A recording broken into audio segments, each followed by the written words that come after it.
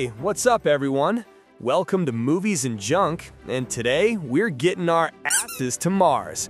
That's right, we're talking about Paul Verhoeven's sci-fi mindbender, Total Recall. If there is one movie that perfectly captures the excess of 90s action cinema, it's this one. It has everything. Arnold Schwarzenegger in his prime, exploding heads, three-breasted women, and a plot so confusing that people are still arguing about the ending 3 decades later. But beneath the cheesy one-liners and over-the-top violence lies a production that was surprisingly complex. We are talking about a movie that was stuck in development hell for over a decade, pioneered CGI technology, and required the leading man to have his own private food supply just to survive the shoot. So, open your mind and start the reactor. Here are 20 facts you didn't know about Total Recall. The movie is famous for Arnold Schwarzenegger's performance.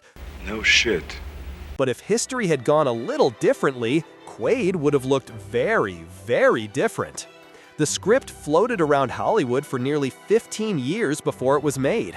At various points, Richard Dreyfuss, Patrick Swayze, and even William Hurt were attached to star.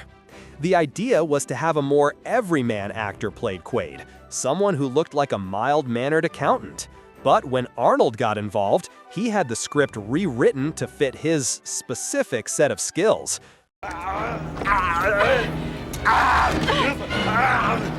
As he put it, the character changed from a guy who thinks he's a spy to a guy who you look at and say, yeah, he's definitely a spy. Speaking of Arnold getting involved, he didn't just get cast, he basically forced the movie into existence. Arnold had been trying to buy the rights to the script for years, but producer Dino De Laurentiis refused to sell. It wasn't until De Laurentiis' company went bankrupt that Arnold saw his chance.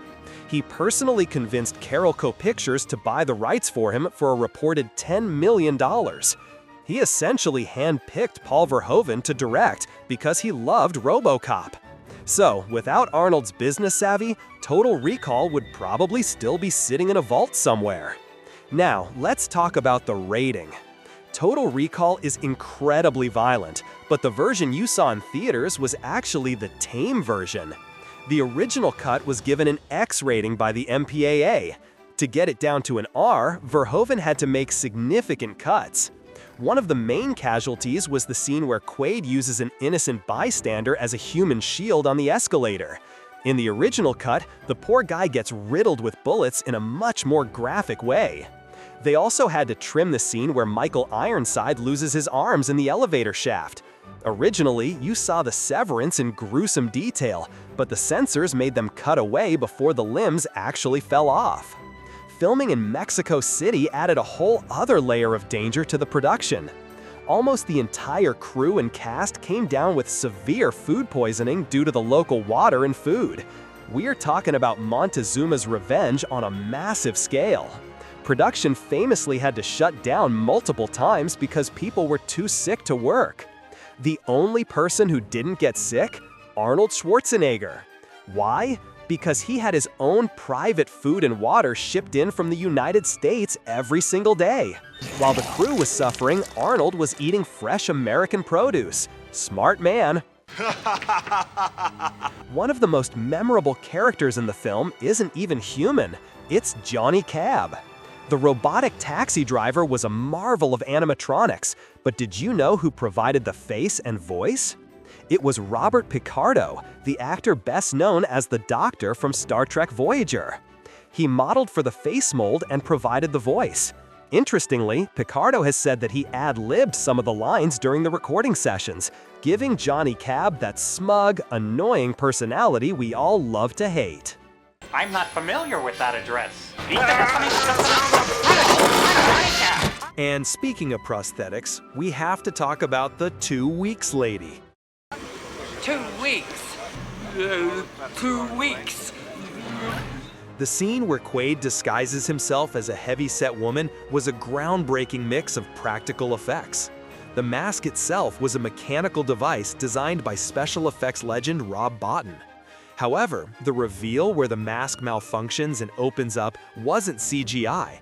It was a fully animatronic head. They actually built a puppet that looked exactly like the actress, Priscilla Allen, and the mechanism inside was so complex that it required multiple operators to make the eyes and mouth move before it split open. Get ready for a surprise! Then there is Kuato, the leader of the resistance. If you thought that was just a rubber suit glued to the actor's chest, think again.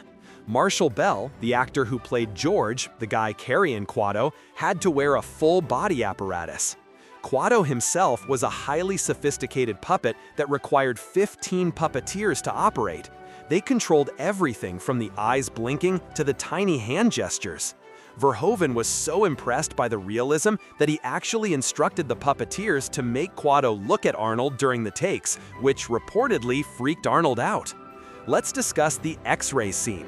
When Quaid runs through the subway security scanner, we see his skeleton on the screen.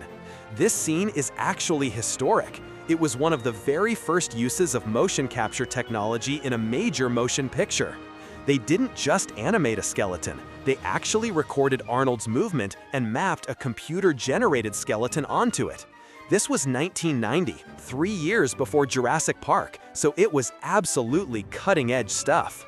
Sharon Stone, who played Quaid's wife, Laurie, wasn't just eye candy, she was a beast on set.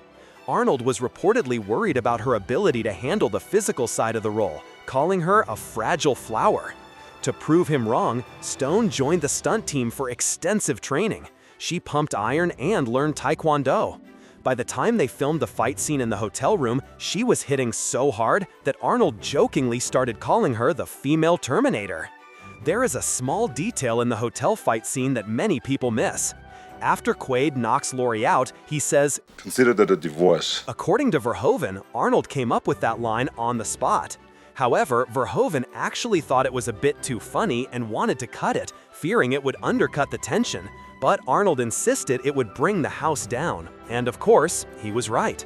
One of the biggest scientific critiques of the movie is the eyes-popping scene. When Quaid is exposed to the Martian atmosphere, his eyes bulge out of his head cartoonishly. Scientists have pointed out that while a vacuum would certainly kill you, your eyes wouldn't pop out like that. You would mostly just pass out and swell up. Verhoeven admitted later that he knew it wasn't scientifically accurate. He did it purely for the horror element. He wanted it to look like a Tex Avery cartoon gone wrong. The three-breasted woman is probably the most famous visual from the movie. The actress, Lycia Naff, was actually quite embarrassed about the role initially. The prosthetic chest was made of foam latex and filled with water condoms to give it the jiggle factor. She spent days in the makeup chair getting it applied, and she has said in interviews that she felt incredibly unsexy the entire time because the prosthetic was cold and heavy. But hey, it secured her place in cinema history. Did you know the movie was originally going to be directed by David Cronenberg? Before Verhoeven came on board, the director of The Fly spent a year working on the script. Cronenberg's version was much more cerebral and less action-oriented. He wanted to focus on the reality versus dream aspect. He even wrote about mutant camels being used for transport on Mars. Eventually, he left the project because the producers wanted Raiders of the Lost Ark on Mars, and he wanted something darker. There is a massive debate about whether the entire movie is a dream or reality. The movie leaves specific clues that suggest it is all a dream. For example, when Quaid is at recall, the salesman describes the ego trip package. You'll be a secret agent, kill the bad guys, and get the girl. This is exactly what happens in the movie, beat for beat. Also, the soundtrack. The main theme by Jerry Goldsmith is actually a variation of the dream music heard during the recall commercial at the beginning of the film. It's a subtle auditory clue that the whole adventure is just the commercial playing out in Quaid's head. Speaking of clues, pay attention to Dr. Edgemar. When the doctor shows up on Mars claiming to be from recall, he is sweating profusely. Quaid notices the sweat and shoots him, assuming that a projection in a dream wouldn't sweat. However, some fans argue the opposite, that the sweat proves he was real and Quaid just murdered an innocent man in a psychotic break. The film intentionally never answers this. Let's talk about the title. The movie is based on a short story by Philip K. Dick called We Can Remember It For You Wholesale.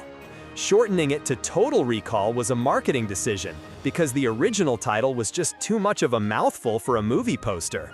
Verhoeven kept the core concept but threw out almost everything else from the story, including the original ending where the main character keeps the aliens away by being a really nice guy. Yeah, probably wouldn't have worked for an Arnold movie. The budget for this film was astronomical for the time. It cost roughly $65 million to make. In 1990, that was one of the most expensive movies ever produced. To put that in perspective, Batman 1989 cost about $35 million. Total Recall was basically the Avengers Endgame of its day in terms of financial risk. Finally, the ending. As the screen fades to white, many viewers interpret this as a happily ever after. But Verhoeven has stated that the fade to white, rather than to black, was intentional.